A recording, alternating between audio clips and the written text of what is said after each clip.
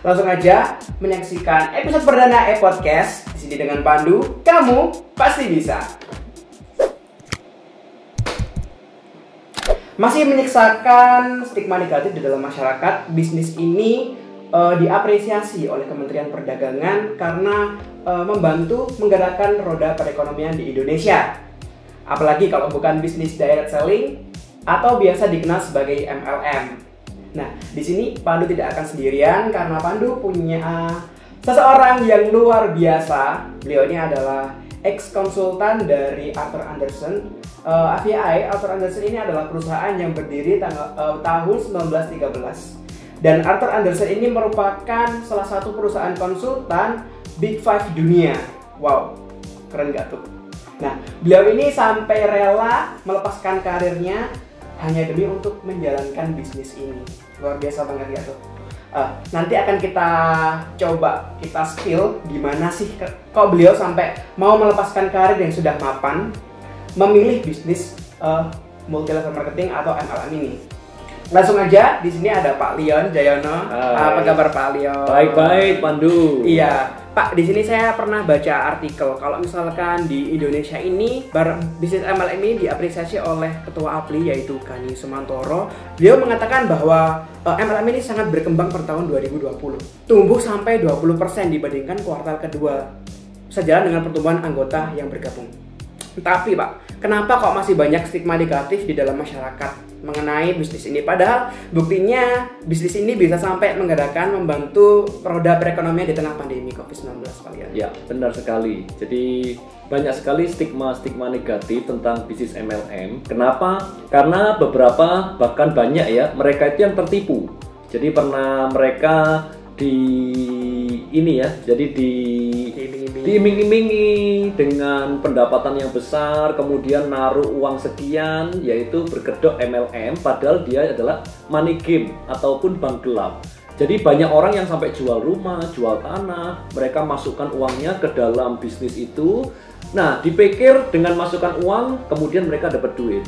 Ternyata uangnya malah habis. Itu yang pertama. Kemudian yang kedua, ada orang yang mereka itu money game. Jadi mereka ngajak kiri kanan seimbang begitu ya. Kemudian kan mereka ngiming-imingi rekan-rekanannya untuk ikut. Nah, bawahnya ikut, kemudian dia dapat uang, sudah kembali uangnya, tetapi rekanan yang diajak ini itu nggak dapat. Akhirnya mereka kan ngejar yang ngajak dia. Kayak skema piramida gitu ya? Nah, itu Ponzi scheme seperti itu. Nah, jadi banyak hal-hal yang seperti itu yang membuat akhirnya mereka itu berpikir, bisnis ini cuma bohong-bohongan, bisnis ini cuma tipu-tipuan. Jadi banyak mereka yang mengalami seperti itu. Oh iya, sebenarnya bisnis MLM itu seperti apa sih Pak? Dan bedanya sama bisnis lainnya itu seperti apa? Kok saya lihat itu artikel banyak sekali yang membahas kalau MLM ini bagus banget, MLM ini penghasilannya besar, dan bedanya sama bisnis lain itu apa sih sebenarnya? Iya, jadi gini, jadi semestinya bisnis MLM itu dengan bisnis yang lain itu bisa jadi sama-sama harus merintis. Betul ya? Sama-sama harus berusaha, sama-sama harus bekerja. Jadi bukan berarti kalau kita ikut bisnis MLM kemudian kita duduk diam aja menghasilkan, itu nonsense. Kalau seperti itu berarti itu cuma tipu-tipuan saja. Betul ya? Betul. Jadi namanya bisnis harus diusahakan, dikerjakan, diperjuangkan. Nah, bedanya apa dengan bisnis yang lain? Ternyata bisnis MLM ini modalnya kecil. Jadi untuk memulai bisnisnya itu modalnya kecil sekali, bisa jadi cuma puluhan ribu atau mungkin cuma 100.000 dan sebagainya. Sedangkan kalau bisnis yang konvensional itu untuk memulai usaha kan perlu modal yang besar kan. Untuk memulai legalnya aja, membuat akte-akte, perizinan dan sebagainya itu sudah keluar duit. Belum lagi tempatnya. Nah, tapi kalau di bisnis MLM itu tidak perlu modal yang seperti itu karena modalnya sudah disediakan oleh company. Jadi sudah ada kantornya, sudah ada stok barangnya, sudah ada pegawainya yang handle, administrasi, kita tidak perlu pusing, seperti itu. Kemudian tidak ada resiko. Resikonya apa? Kalau cuma puluhan ribu, ratusan ribu kan. Jadi kadang-kadang buat sekali makan, nonton aja sudah habis kan, tidak cukup kan buat sekali jalan-jalan sama keluarga. Jadi nothing tulus, tidak ada risikonya. Tetapi potensi pendapatannya bisa besar, seperti orang berbisnis. Kenapa? Karena MLM ini bisa punya cabang. Dan rekan-rekan yang jadi cabang-cabang kita, ini kan mereka tidak perlu modal besar, mereka tidak ada risikonya, dan mereka juga bisa mendapatkan pendapatan yang besar. Kira-kira akan ada yang mau nggak? Ya mau banget Pak kalau misalnya. Mau banget kan? Iya. Bayangkan kalau ada banyak cabang-cabang kita, dan mereka ini bisa konsultasi gratis, Pan. Jadi kalau saya buka perusahaan, kira-kira saya bisa nggak konsultasi dengan perusahaan yang sudah rame? Contoh saya buka depot gitu, saya tanya sama depot atau restoran yang rame, cara kamu masak gimana? Kira-kira dikasih resep Rahasia dapur ya. Tetapi di bisnis ini, itu kita bisa tanya, bahkan dibimbing langsung, dibantu sama rekanan yang sudah berhasil. Itulah kenapa bisnis ini semestinya sangat indah kalau kita bisa memahaminya. Why? Ya semua orang pasti bisa sukses. Nah itu. Tapi kalau misalkan kita nggak punya latar belakang bisnis Pak, kalau misalkan kan banyak tuh di Indonesia kalau misalkan tingkat pendidikannya juga masih rendah. Betul. Terus apa namanya banyak sekali orang-orang yang takut buat melakukan sebuah terobosan kayak misalkan nyoba bisnis itu takut-takutan Pak karena ya apa takut gagal kayak gitu.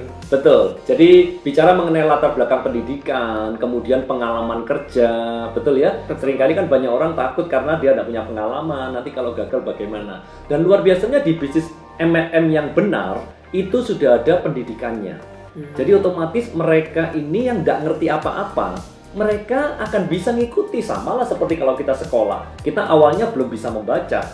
Semua anak-anak belum bisa membaca, menulis, menghitung, berhafal, kali-kalian lah, pembagian. Tapi dengan anak-anak itu masuk di sekolah, ada pendidikannya. Akhirnya anak-anak itu setelah sekolah, SD, ya kan? Akhirnya kan bisa membaca, bisa nulis, bisa berhitung, bisa perkalian, bisa pembagian, dan sebagainya. Demikian juga dengan di bisnis ini. Karena sudah disediakan wadah pendidikannya, sehingga semua orang yang tidak punya latar belakang menjalankan bisnis ini, tidak punya pengalaman, pendidikannya mungkin juga tidak pernah mengenyam pendidikan yang tinggi di sekolah, itu pun bisa tetap sukses. Karena ada pendidikannya.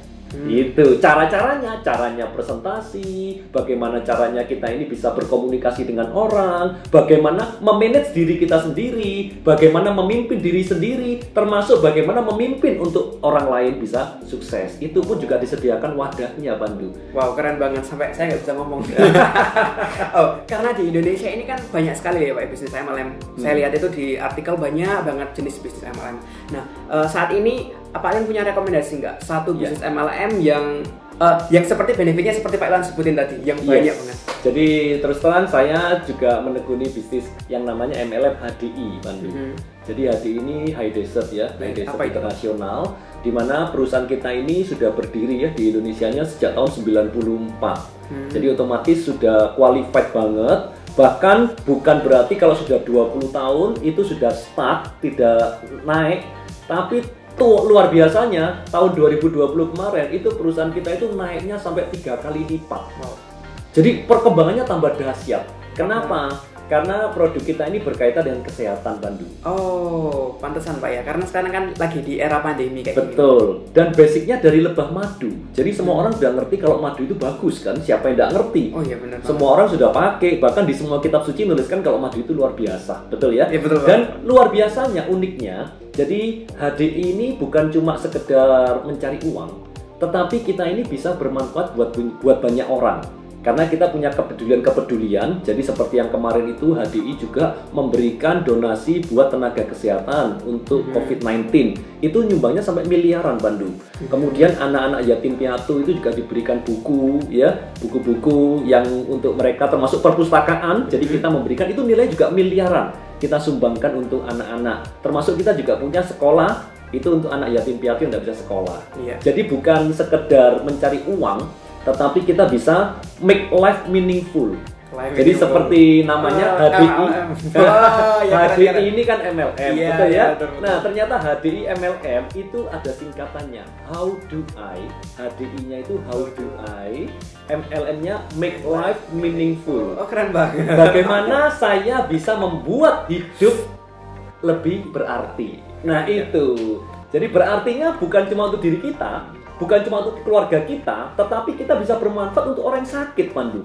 Bayangkan dengan produk kesehatan, itu orang yang sudah kehilangan pengharapan, ternyata mereka bisa mendapatkan hidup kembali.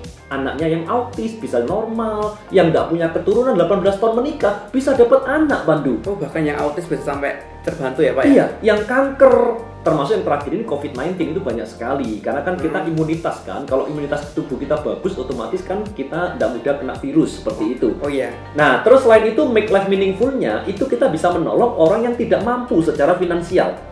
Ternyata banyak sekali orang-orang yang awalnya kehidupan perekonomiannya sangat terpuruk, tetapi dengan dia menjalankan HDI itu membuat hidupnya terangkat. Maaf, ada yang mantan tukang becak Pandu itu sekarang bisa dapatnya puluhan juta. Wow. Bisa umroh, bisa membahagiakan orang tuanya, memberangkatkan orang tuanya ke luar negeri. Kira-kira keren nggak Pandu? Saya percaya semua orang pasti kepingin kan? Bener banget, sekelas direktur ya berarti tukang becaknya. Gajinya. Itulah kenapa singkatannya adalah How do I make life meaningful. Selain benefit yang Pak Leon sebutin tadi, ada nggak sih benefit lain yang kalau misalkan kita gabung HDI itu kita bisa dapetin Pak?